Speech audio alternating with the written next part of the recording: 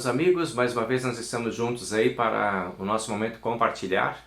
Oportunidade que nós temos de compartilhar a palavra que nos une, a palavra que nos inspira e que nos orienta para os nossos caminhos aí, firmados aí na companhia do Senhor Jesus, que possamos fazer um caminho de segurança, de inspiração, possamos seguir nesse caminho que Ele nos coloca. Estamos abrindo aí hoje o tempo de Quaresma, um tempo novo, um ciclo novo da igreja, em que seremos lembrados por textos bíblicos, da caminhada de Cristo, sofrimento de Cristo, sua morte e ressurreição no final, culminando com a ressurreição, domingo de Páscoa. Então teremos aí 40 dias de reflexões voltadas para essas temáticas e vamos seguindo aí com o livro de Colossenses, que é a nossa proposta de reflexão também para esse momento de compartilhar. Hoje nós seguiremos em Colossenses capítulo 2, do versículo 6 até o versículo 19, que é o texto que a gente tem para hoje, que tem por título a vida em união com Cristo. Esse é o tema do texto de hoje. Então, primeiro nosso momentinho de oração, aí seguimos logo com a leitura da palavra. Querido Deus e amado Pai do céu, muito obrigado pela Tua palavra que chega a cada um de nós. Obrigado por esse tempo especial de preparação do nosso coração, da nossa vida, voltado para a Tua morte, a Tua ressurreição e o sofrimento que nos resgatou da nossa própria morte. Ajuda-nos a vivermos em união contigo e buscarmos sempre na Tua palavra a orientação segura para nossas escolhas e decisões. Em nome de Cristo nós pedimos e agradecemos. Amém. Muito bem, pessoas, então aqui vai o nosso texto bíblico hoje, então, que diz o seguinte: Portanto, já que vocês aceitaram Cristo Jesus como Senhor, vivam unidos com Ele, estejam enraizados nele, construam a sua vida sobre Ele e se tornem mais fortes na fé, como foi ensinado a vocês, e deem sempre graças a Deus. Tenham cuidado para que ninguém os torne escravos por meio de argumentos sem valor, que vêm da sabedoria humana. Essas coisas vêm dos ensinamentos das criaturas humanas e dos espíritos que dominam o universo e não de Cristo. Pois em Cristo, como ser humano, está presente toda a natureza de Deus. E por estarem unidos com Cristo, vocês também têm essa natureza. Ele domina todos os poderes e autoridades espirituais. Por estarem unidos com Cristo, vocês foram circuncidados não com a circuncisão que é feita no corpo, mas com a circuncisão feita por Cristo, pela qual somos libertados do poder da natureza pecadora. Pois quando vocês foram batizados, vocês foram sepultados com Cristo. E no batismo também foram ressuscitados com Ele por meio da fé que vocês têm no grande poder de Deus. Antigamente, vocês estavam espiritualmente mortos por causa dos seus pecados, e porque não eram judeus e não tinham a lei, mas agora Deus os ressuscitou junto com Cristo. Deus perdoou todos os nossos pecados e anulou a nossa conta, a nossa dívida, com os seus regulamentos que nós éramos obrigados a obedecer. Ele acabou com essa conta pregando-a na cruz. E foi na cruz que Cristo se livrou do poder dos governos e das autoridades espirituais. Ele humilhou esses poderes publicamente, levando-os prisioneiros no seu desfile de morte. Portanto, que ninguém faça para vocês leis sobre o que devem comer ou beber, ou sobre os dias santos, ou festas de lua nova, ou o sábado. Tudo isso é apenas uma sombra daquilo que virá. A realidade é Cristo. Não deixem que ninguém os humilhe, afirmando que é melhor do que vocês porque diz ter visões e insiste numa falsa humildade e na adoração de anjos. Essas pessoas não têm nenhum motivo para estarem cheias de si, pois estão pensando como qualquer outra criatura humana pensa. Elas não estão ligadas a Cristo, que é a cabeça. Cristo controla o corpo todo, o alimenta e mantém unido por meio de juntas e ligamentos, e assim o corpo cresce como Deus quer que cresça. Esse é um texto assim bem denso, Tem muitas informações aí que poderíamos aprofundar, e teríamos aí material para muita reflexão. Mas por outro lado também é um texto muito claro, porque ele fala por si, ele se autoexplica, quase que dispensa qualquer tipo de comentário, porque ele é muito, o apóstolo Paulo é muito didático, na sua explanação, e ele coloca as coisas com muita clareza, facilitando assim a nossa compreensão. Mas vamos ver alguns destaques desse texto, algumas coisas importantes, Porque o apóstolo Paulo faz questão de dizer essas coisas, porque ele quer que a gente saiba essas coisas, porque ele necessita entregar essa verdade. Porque essa é a essência da fé. Essa é a essência da fé que fica despida de toda a religiosidade de aparência, né, que é combatida dentro do Novo Testamento. Cristo combate isso, a religiosidade de aparência. Jesus Cristo ensina em muitos textos bíblicos que o que importa é a vida de fé conectada com Ele.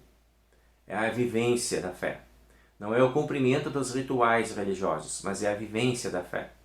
Aquilo que se faz com Deus, aquilo que se faz com o próximo, isto é vivência. É aquela tradução do amor a Deus e do amor ao próximo em atos concretos. E é exatamente isso que Cristo vem fazer. Ele não diz que nos ama. Ele faz coisas que comprovam o amor dele por nós. E é isso que Paulo está tentando explicar aqui nesse texto também, consegue muito bem fazê-lo. Que é mostrar para nós o que é a essência da religiosidade. Em Cristo nós encontramos esta essência. A essência que vai além de uma fala, além do cumprimento vazio de um ritual, para um comprometimento de verdade e de vida. É isso que Cristo faz, é o que ele fala aqui, né?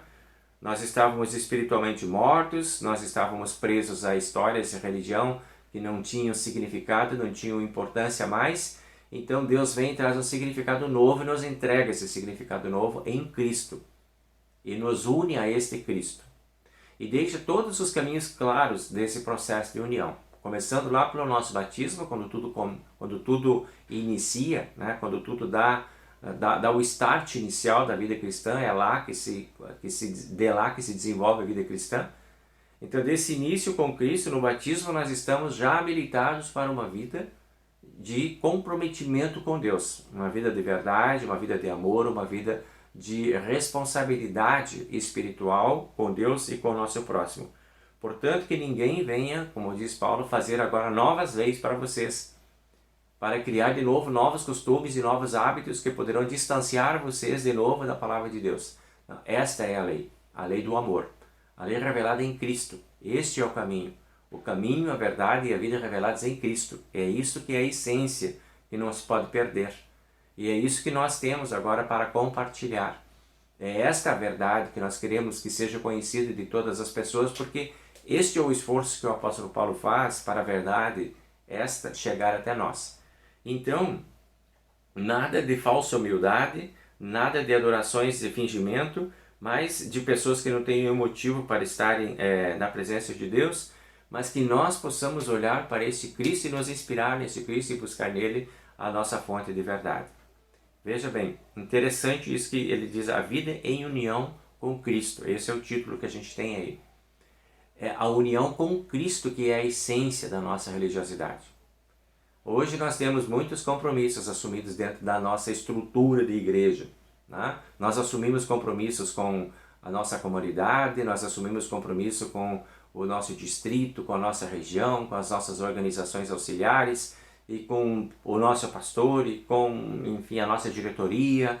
E aí nós assumimos vários compromissos que identificam a nossa vida religiosa, né? São esses compromissos. Mas tudo isso não tem significado se nós não estivermos pessoalmente conectados em Cristo, com Cristo, fundamentados em Cristo, que é a cabeça de tudo, que é o centro de tudo, a motivação para todas as outras responsabilidades que possamos assumir deve ser Cristo. Em Cristo é que nós estamos firmados, né? Que ninguém os torne escravos por meio de argumentos sem valor, o Paulo diz aqui, que vem da sabedoria humana. Essas estruturas que eu citei há pouco são estruturas humanas criadas pelos seres humanos. A estrutura da fé está em Cristo, a estrutura de Deus. As estruturas humanas deveriam servir sempre para nos aproximar deste Cristo e jamais para preencher o nosso tempo, para preencher a nossa vida, para preencher a nossa espiritualidade ou a nossa religiosidade. Esta espiritualidade, essa religiosidade precisa estar preenchida por Cristo. Cristo deve ser o motivo de todas as ações que temos, de todos os movimentos que fazemos.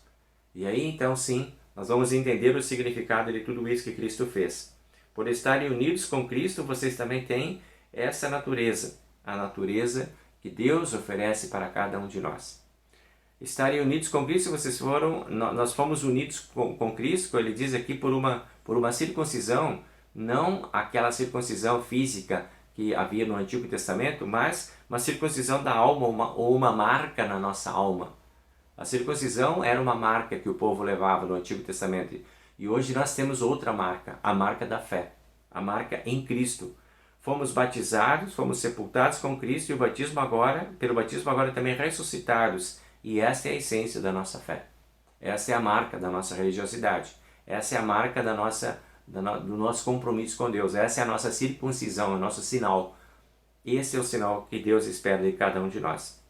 Que Deus conceda então que cada um de nós agora, que estamos entrando nesse tempo de quaresma aí, que estamos aí sendo convidados a refletir sobre as ações de Cristo, os movimentos de Cristo, a caminhada de Cristo rumo à cruz, que nós possamos olhar e ficarmos atentos aos sinais que Deus nos dará através dos textos bíblicos, dos estudos, das mensagens diárias, dos cultos, sinais que Deus nos dará do que Ele pretende fazer com cada um de nós, de qual é o caminho que precisamos seguir.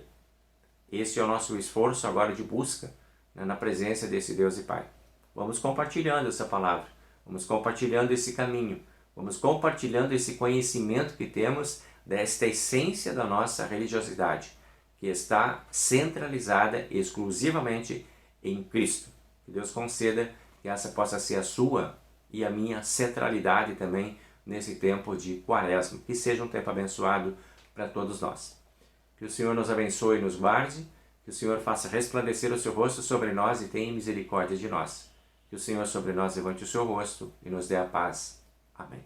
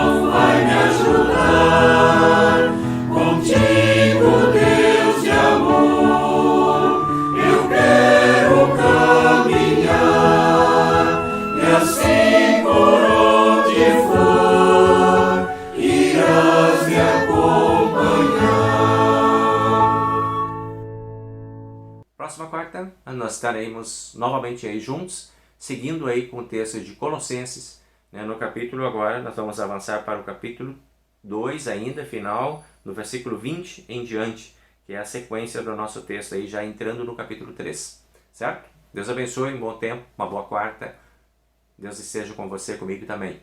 Amém. Tchau, tchau.